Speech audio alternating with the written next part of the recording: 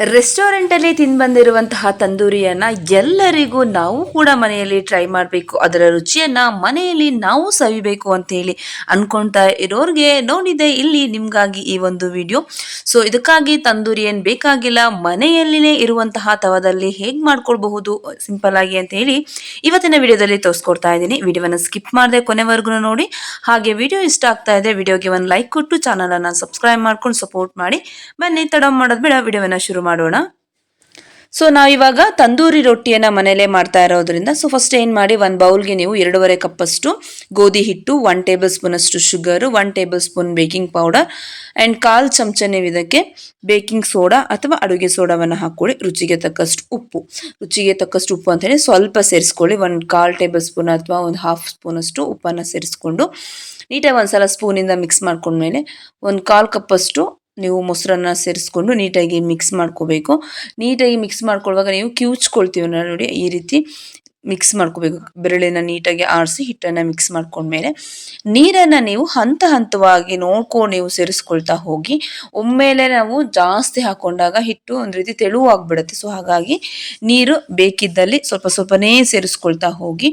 ಈ ಹಂತಕ್ಕೆ ನಾವು ಹಿಟ್ಟನ್ನು ರೆಡಿ ಮಾಡ್ಕೊಂಡ್ಮೇಲೆ ಇದಕ್ಕೆ 2-3 ಟೇಬಲ್ ಸ್ಪೂನ್ ಅಷ್ಟು ಆಯಿಲನ್ನು ಹಾಕ್ಕೊಂಡು ನೀಟಾಗಿ ವಿಡಿಯೋದಲ್ಲಿ ತೋರಿಸ್ತಾ ಇರುವ ಹಾಗೆ ಕಿವುಚೋ ರೀತಿ ಕಲಸಿ ಈ ರೀತಿ ಇಟ್ಕೋಬೇಕು.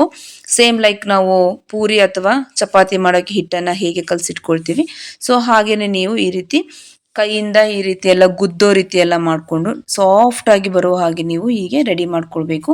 ಹಿಟ್ಟು ಸಾಫ್ಟ್ ಆಗಿ ರೆಡಿ ಆದ್ಮೇಲೆ ಎಂಡಿಂಗಲ್ಲಿ ನೀವು ಹೀಗೆ ಒಳಗಡೆ ನೀವು ಈ ರೀತಿ ಫೋಲ್ಡ್ ಮಾಡೋ ರೀತಿ ಮಾಡಿಕೊಂಡು ಹೀಗೆ ಮೇಲೆ ಒಂದ್ಸಲ ಏನು ಮಾಡಿ ಅಂತ ಹೇಳಿದ್ರೆ ಬೆರಳಿಂದ ತಟ್ಟಿ ಎಗೇನ್ ನೀವು ಇದಕ್ಕೆ ಆಯಿಲನ್ನು ಅಪ್ಲೈ ಮಾಡಿ ಬಿಟ್ಬಿಡಬೇಕು. ಆಯಿಲನ್ನು ಪೂರ್ತಿ ಹೀಗೆ ಸವರ್ಬಿಟ್ಟು ಕೈಯಿಂದನೇ ಸವರಿ, ಇಲ್ಲ ಅಂತ ಹೇಳಿದ್ರೆ ಬ್ರಷಿಂದನಾದರೂ ಓಕೆ, ತೊಂದರೆ ಇಲ್ಲ.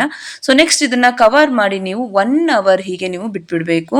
ಸೊ 1 ಅವರ್ ಆದಮೇಲೆ ಹಿಟ್ಟು ಸ್ವಲ್ಪ ಸಾಫ್ಟ್ ಆಗಲಿ ಅಂತ ಹೇಳಿ 1 ಅವರ್ ಬಿಡಬೇಕು ಅಂತ ಹೇಳಿರೋದು. ಸೊ ಹಿಟ್ಟು ತುಂಬಾನೇ ನೀಟಾಗಿ ಸಾಫ್ಟ್ ಆಗಿದೆ ಅಂತ ಹೇಳಿದ್ಮೇಲೆ ಒಂದು ಬಾಲ್ ಸೈಜ್, ಸೊ ನಿಮಗೆ ಎಷ್ಟು ದಪ್ಪ ಬೇಕು ನೋಡ್ಕೊಳ್ಳಿ. ಸೊ ಆ ಒಂದು ನಮಗೆ ಯೂಶ್ವಲಿ ಬಾಲ್ ಸೈಜಲ್ಲಿ ಸಾಕು. ಒಂದು ಚಿಕ್ಕ ಬಾಲ್ ಹೇಗೆ ಬರುತ್ತೆ ಆ ಒಂದು ಸೈಜಲ್ಲಿ ಇದನ್ನು ತೆಗೆದುಕೊಬೇಕು.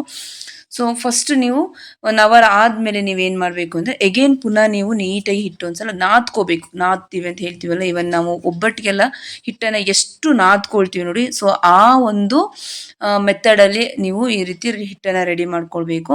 ಸೊ ಇಷ್ಟಪ್ಪ ಹಿಟ್ಟನ್ನು ತೆಗೆದುಕೊಳ್ಳಿ. ನೋಡಿ ನಿಮಗೆ ಕಾಣಿಸ್ತಾ ಇದ್ದೀರಾ, ಒಂದು ಮೀಡಿಯಂ ಸೈಜ್ ಬಾಲ್ದು ಆ ಒಂದು ಸೈಜಲ್ಲಿ ಹಿಟ್ಟನ್ನು ರೆಡಿ ಮಾಡಿಕೊಂಡು ಸೊ ಮೇಲೆ ನೀವು ಎಗೇನ್ ಗೋಧಿ ಹಿಟ್ಟನ್ನು ಈ ರೀತಿ ಸ್ಪ್ರೆಡ್ ಮಾಡ್ಕೋಬೇಕು. ಮೇಲೆ ಸ್ಪ್ರೆಡ್ ಮಾಡಿ ಕೈಯಿಂದ ನೀವು ಸ್ವಲ್ಪ ತಟ್ಕೊಳ್ಳಿ. ತಟ್ಟಿ ಆದಮೇಲೆ ನೀವು ಲಟ್ಟಣಿಗೆಯಿಂದ ಈ ರೀತಿ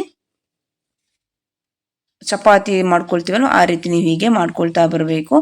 ಸೊ ತುಂಬ ತೆಳುವಾಗಿ ಬೇಡ, ಸ್ವಲ್ಪ ದಪ್ಪನಾಗಿನೇ ಇರಲಿ. ತುಂಬ ತೆಳುವಾಗಿ ಮಾಡಿದಾಗ ಏನಾಗ್ಬಿಡುತ್ತೆ, ಸೊ ಉಬ್ಬಿ ಬರಲ್ಲ, ಚಕ್ಳ ಅಂತ ಹೇಳ್ತೀವಿ ಅಂದ್ರೆ ಸ್ವಲ್ಪ ಗಟ್ಟಿ ಥರ ಆಗ್ಬಿಡುತ್ತೆ. ಸೊ ಹಾಗಾಗಿ ಸ್ವಲ್ಪ ದಪ್ಪನಾಗಿ ಇರಲಿ. ಮೇಲಿರುವಂತಹ ಎಲ್ಲ ಪೌಡರನ್ನು ರಿಮೂವ್ ಮಾಡಿ ಒಲೆ ಮೇಲೆ ಒಂದು ತವವನ್ನು ಇಟ್ಟು ಅದು ಬಿಸಿ ಆದಮೇಲೆ ನೀವು ಡೈರೆಕ್ಟಾಗಿ ತೆಗೆದು ಈ ರೀತಿ ಹಾಕ್ಬಿಡಿ. ಹಾಕಿದ ಮೇಲೆ ನೀವು ಸ್ವಲ್ಪ ಲೈಟಾಗಿ ನೀವು ಅದನ್ನು ಪ್ರೆಸ್ ಮಾಡಬೇಕು. ಪ್ರೆಸ್ ಮಾಡಿದ್ಮೇಲೆ ನೀವೇ ನೋಡ್ತಾ ಇರ್ಬೋದು ನೋಡಿ ಹೇಗೆ ಉಬ್ಬಿ ಬರ್ತಾ ಇದೆ ಅಂತ ಹೇಳಿ. ಆ್ಯಂಡ್ ನೀವು ಅದನ್ನೇ ಹಿಟ್ಟನ್ನು ನೀವು ಗಟ್ಟಿಯಾಗಿ ಪ್ರೆಸ್ ಮಾಡಿದ್ಮೇಲೆ ಅಂಟಿರುತ್ತೆ.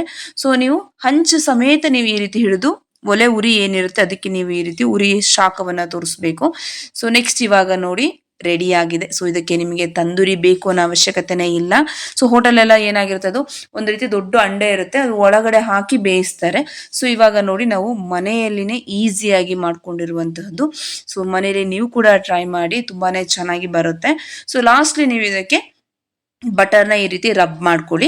ಬಟರ್ ಇಲ್ಲ ಅಂತ ಹೇಳಿದ್ರೆ ತುಪ್ಪವನ್ನು ಸಹ ನೀವು ಸೇರಿಸ್ಕೊಳ್ಬಹುದು. ನೋಡಿ ಇವಾಗ ಎಷ್ಟು ನೀಟಾಗಿ ಬಂದಿದೆ, ಪರ್ಫೆಕ್ಟ್ ಆಗಿರುವಂತಹ ತಂದೂರಿ ರೋಟಿ ರೆಡಿ ಆಗಿದೆ. ಸೊ ಅದನ್ನು ನೀವು ಮಧ್ಯಕ್ಕೆ ಹಾಫ್ ಕಟ್ ಮಾಡಿಕೊಂಡು ಸರ್ವ್ ಮಾಡ್ಕೊಳ್ಬಹುದು. ಸೊ ತವದಲ್ಲಿ ಮಾಡಿರುವಂತಹ ತಂದೂರಿ ರೋಟಿ ಸೊ ನೀವು ಕೂಡ ಮನೆಯಲ್ಲಿ ಟ್ರೈ ಮಾಡಿ, ಖಂಡಿತವಾಗಿಯೂ ನಿಮಗೂ ಇಷ್ಟ ಆಗುತ್ತೆ. ರೆಸ್ಟೋರೆಂಟ್ತಹ ನಿಮಗೆ ಆ ಒಂದು ರುಚಿ ನಿಮಗೆ ಮನೆಯಲ್ಲೇ ಸಿಗುತ್ತೆ ಅಂತ ಹೇಳ್ತಾ ವಿಡಿಯೋವನ್ನು ಮುಗಿಸ್ತಾ ಇದ್ದೀನಿ. ಮುಂದಿನ ಒಂದು ಹೊಸ ವಿಡಿಯೋದಲ್ಲಿ ಸಿಗ್ತೀನಿ. ನಮಸ್ಕಾರ.